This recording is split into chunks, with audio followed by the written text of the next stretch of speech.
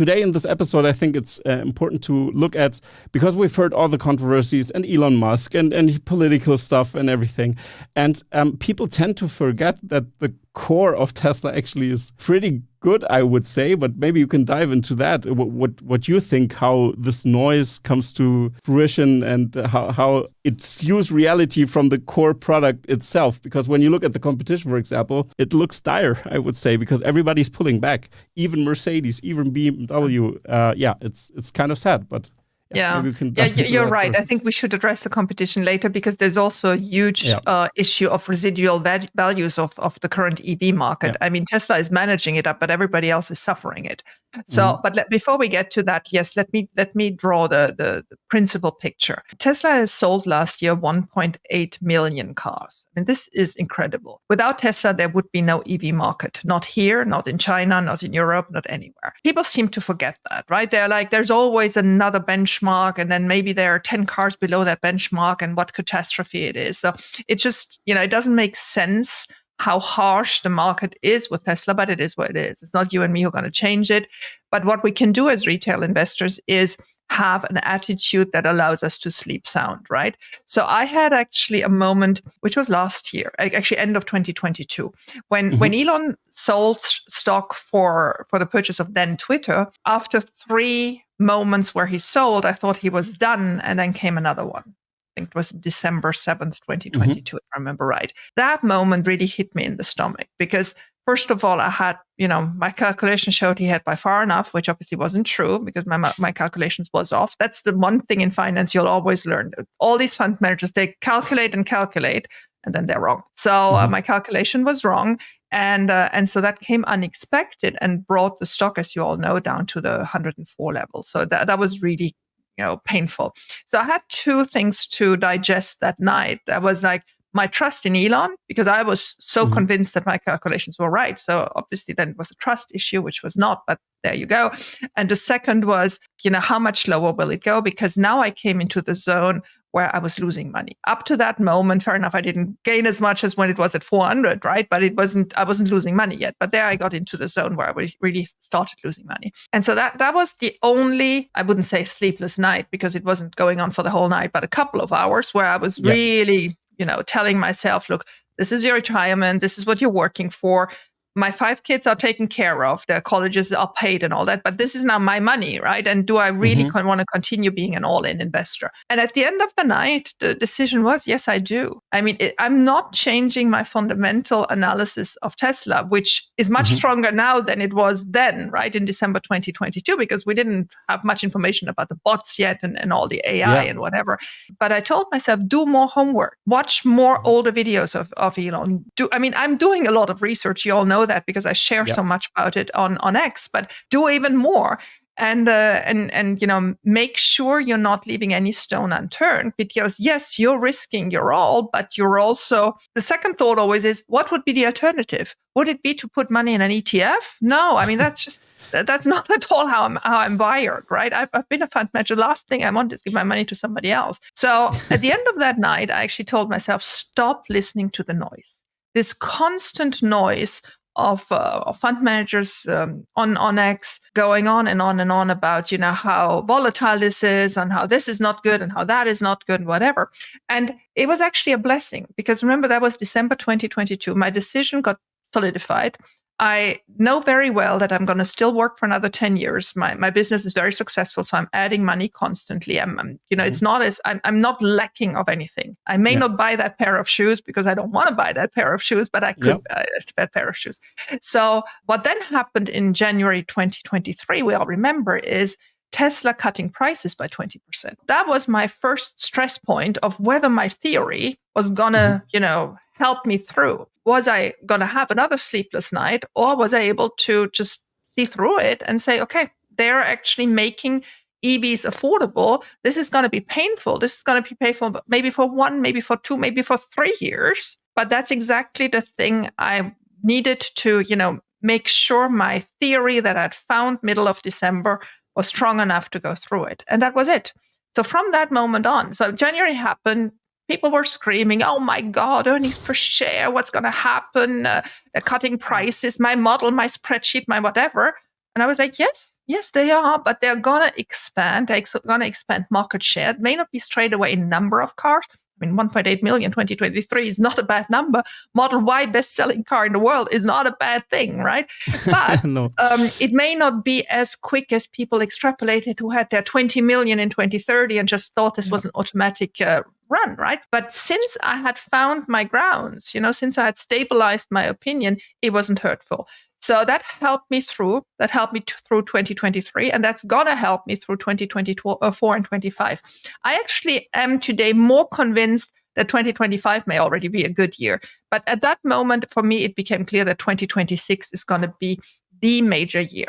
Why? The $25,000 car is going to be out. That new generation platform is going to be used for other models than the 25,000. The bot is going to be up and running. So the energy, we can discuss energy for an hour, but energy already has so many reserves. What happens with energy is that purchases of those super mega battery packs, right, of the storage units, they initially pay a small deposit only. And only the money that's cashed in, you will see in the financials now. But there is so much more to come until the moment that their battery packs are actually on the grid, right? And all that time, there's money flowing. There's money flowing when the pack leaves the Megapack factory, when it arrives at destination and gets there.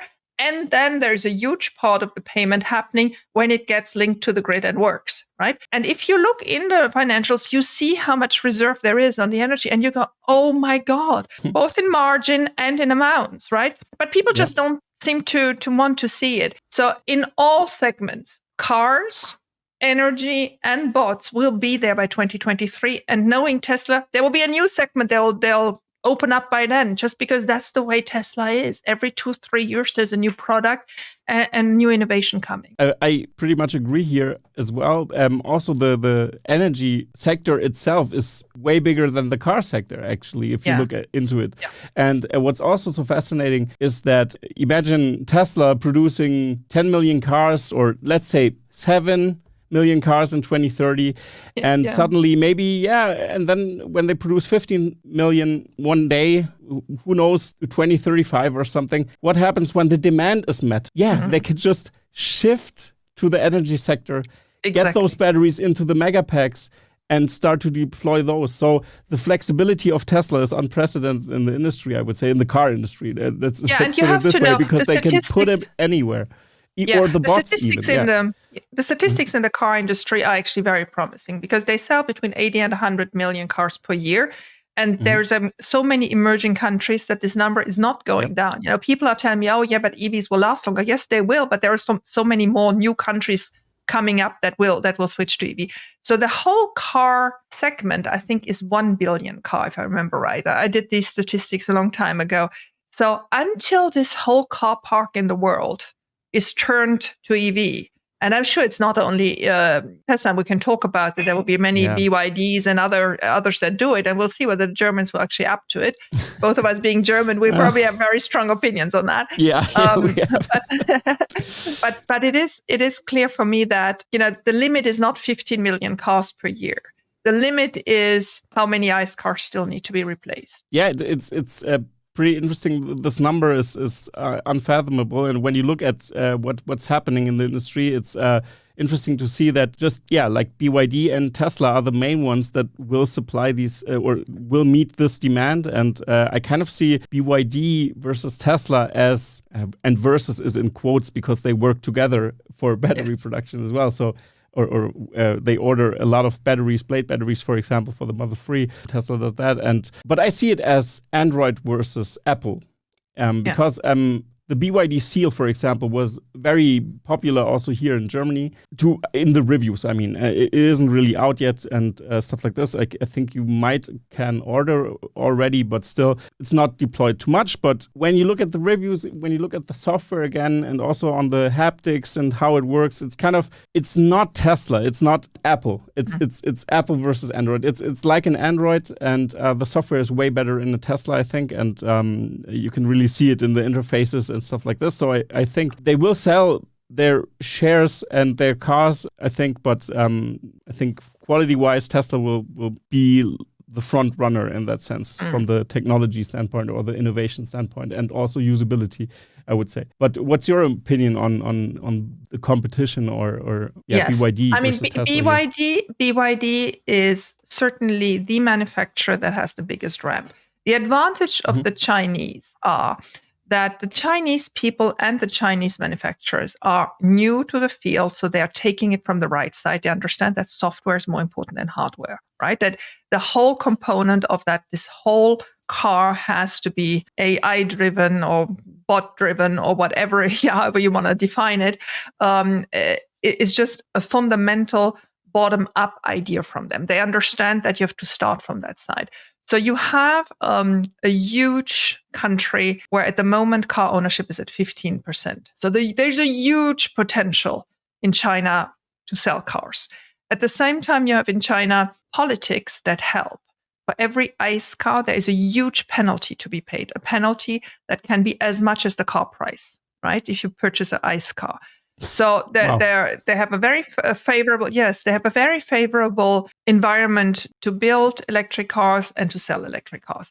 So in China, BYD and some others, Li Auto, Xiaopiang, there are a couple of them that have a real potential to make a dent into that market, which is, again, a huge market. When you have a car market where only 15% of the owners have a car, and it will get to 100%, that's just the way it works, the market is endless. So the Chinese are building cars that sell well in China at a relatively low cost of producing and at a relatively low cost of selling it. Those are mostly not to the security standards of Western countries. They started exporting to Australia, and they're having straightaway issues because there were issues on the hardware side, on the brakes and other stuff that didn't pass the Australian safety standards. I think they had the same issue in one of the European countries. I don't remember exactly, but I did follow it closely in Australia. So there's a learning curve. The learning curve for the Chinese is still steep, but they're clever. They have to have a higher standard model for the export than what they're actually selling in China. That's the first point. The second point is exporting is not easy these days because the price of freight to get it to Australia, Israel, they're selling a lot in Israel, Mexico, and Europe is at the moment huge because there are just not so many what are called rolling on, rolling off tips where you can stack thousands of cars. You roll in, you roll out the other side when you arrive to destination.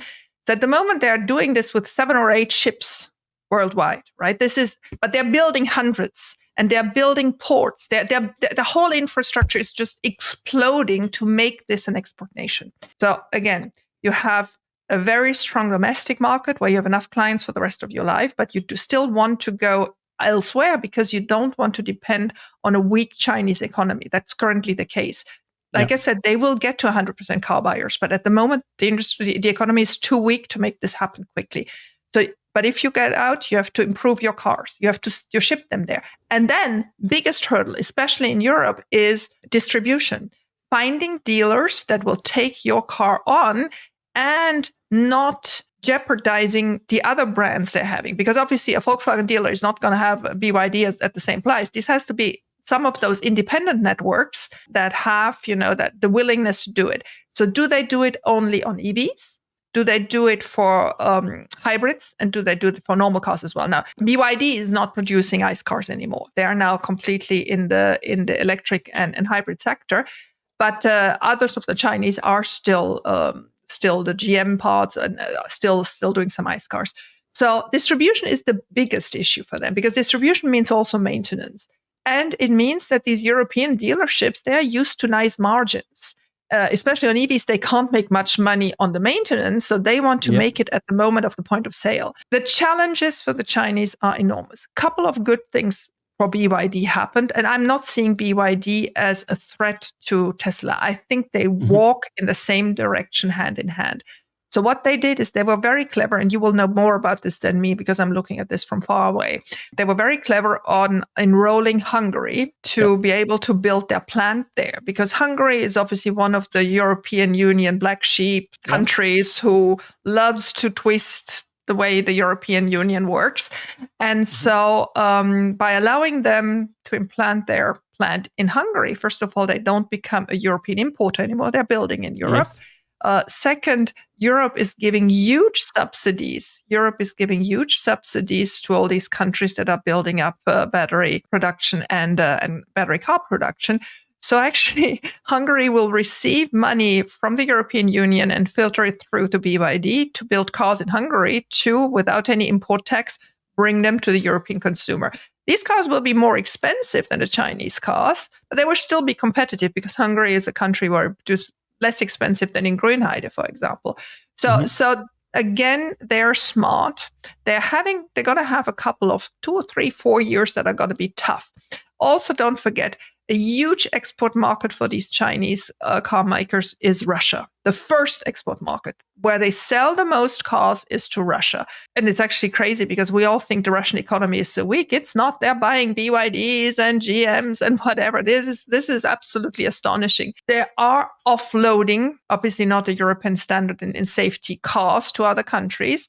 They are trying to expand. They will not come to the United States soon. United States has currently a tariff of 27.5% that was put in place under the Trump administration, and the Biden administration did not touch it. They knew very well that they didn't want to touch this. And so we'll see who becomes president in November 2024. But I don't expect this to go down. And actually, Trump announced that if he's president, he puts it at 60%. You know, Exactly. So Chinese cars on US roads, that's a while to go. But they are building actively plants now in Mexico. And as you know, Mexico, Canada, and the United States is the same arrangement like Schengen in Europe. So by that means, if they produce it in Mexico, it may very well just arrive from the southern border without any tariffs, and that may be the way to go. So long expose on the biggest second car producer in my eyes is going to be BYD, because they're coming from the software side and the consumer wants software now. The consumer wants to have the same functionality in their car than they have in their phone, and they're just used to it. They don't want any old stuff anymore. You will find those mahogany buyers that love their Mercedes and that makes brum brum when the door closes. And I know, but they are aging out, right? I mean, we're all getting older, and the richer, younger, more flexible buyers, they do want to have more technology in the cars, and the OEMs are just struggling.